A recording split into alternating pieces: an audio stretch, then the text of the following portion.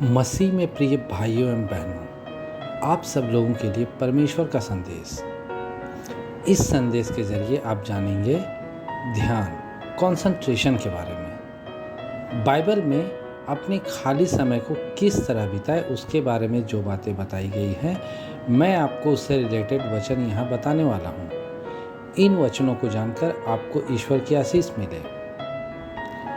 Bible का वचन कहता है, पहला तिमोथी 4 अध्याय के वचन 7 और 8 में लिखा है, पर अशुद्ध और बूढ़ियों किसी कहानियों से अलग रह और भक्ति के लिए अपना साधन कर, क्योंकि देह की साधना से कम लाभ होता है, पर भक्ति सब बातों के लिए लाभदायक है, क्योंकि इस समय के और आने वाले जीवन की भी प्रतिज्ञा इसी के लिए है। देखिए, इस वचन से मतलब यह निकलता है कि हमें ज़्यादा से ज़्यादा परमेश्वर पिता के दिए गए वचनों पर ध्यान देना है। बेवजह की चीज़ों जैसे किस्से कहानियों से दूर रहना है। देखिए, ये जो किस्से कहानियाँ होती तो बहुत अच्छी है, मगर आप गौर करें, ये हमें तुरंत अपने वर्तमान से कहीं दूर ले जाती है। मतलब हमें ये डिस्ट्रैक्ट कर देती है और हमें किसी भी परिस्थिति में डिस्ट्रैक्ट नहीं होना है।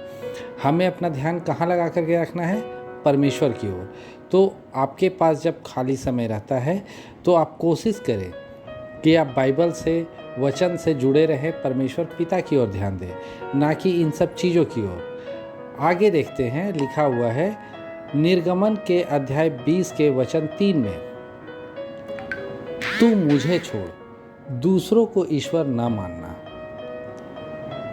यहाँ पर बाइबल का वचन स्पष्ट तौर पर कहता है कि परिस्थिति चाहे जैसी हो। देखिए, इसको आप ऐसे भी समझ सकते हैं कि परिस्थिति चाहे जैसी होती है, हमारे जो माँ बाप हैं, हमें अगर हम कोई कुछ मांग रहे हैं अपने माँ बाप से और वो हमें नहीं दे रहे, किसी और ने हमें दे दिया एज ए गिफ्ट के तौर पे, तो हम उसको अपने माँ बाप नहीं मान लेते हैं। बिल्कुल यही बात यहाँ पे भी लागू होती है कि परिस्थिति चाहे जैसी भी हो, हमें ईश्वर के रूप में सिर्फ परमपिता परमेश्वर को मानना है, जीसस क्राइस्ट को मानना है, बल्कि किसी और को भी नहीं मानना है, किसी और की तरफ ध्यान नहीं देना है। इसके बाद हम आगे देखते हैं, मत्ती रचित सुसमाचार के अध्याय 4 के वचन 10 में लिखा है, तब यीशु ने उससे कहा, हे शैतान दूर हो जा, क्योंकि लिखा है कि तू प्रभु अपने परमेश्वर को प्रणाम कर और केवल उसी की उपासना कर।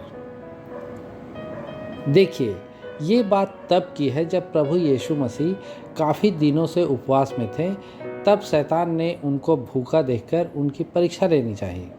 हुआ ये था कि शैतान को ऐसा महसूस हुआ कि जब कोई इंसान भूखा रहता है तो उससे कुछ भी बोल दो, वो कर देगा तुरंत में, जैसा हम लोग अपने आए दिन ज़िंदगी में करते हैं। शैतान ने प्रभु यीशु को कहा कि तू इतना भूखा क्यों हो?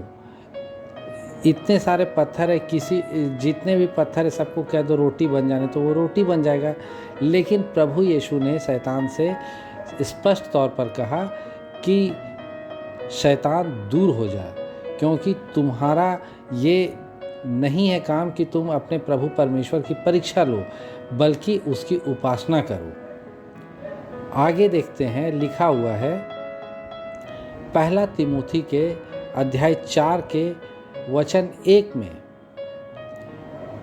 परंतु आत्मा स्पष्टता से कहता है कि आने वाले समयों में कितने लोग भरमाने वाली आत्माओं और दुष्ट आत्माओं की शिक्षाओं पर मन लगाकर विश्वास से बहक जाएंगे।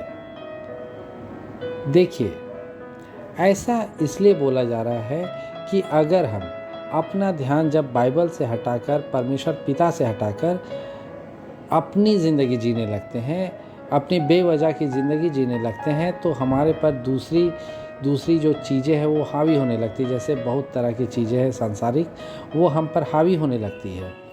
तो उसे हावी नहीं होने देना है। ज़रूरी है कि हम अपना ध्यान केवल और केवल बाइबल की ओर दें, परमेश्वर पिता की ओर दें। आगे देखते हैं, भजन संहिता के अध्याय 1 के वचन 2 में लिखा है, परंतु वह तो यहोवा की व्यवस्था से प्रसन्न रहता है और उसकी व्यवस्था पर रात दिन ध्यान करता रहता है। देखिए, जब हम अपना ज़्यादा से ज़्यादा वक्त बाइबल की ओर देते हैं, परमेश्वर पिता की ओर देते हैं, तो निश्चित है कि हमारा कंसंट्रेशन सिर्फ गॉड की ओर लगा रहता है। तो हम इस परिस्थिति में ज़्यादा से ज़्यादा खुश रहते हैं, प्रसन्न रहते हैं।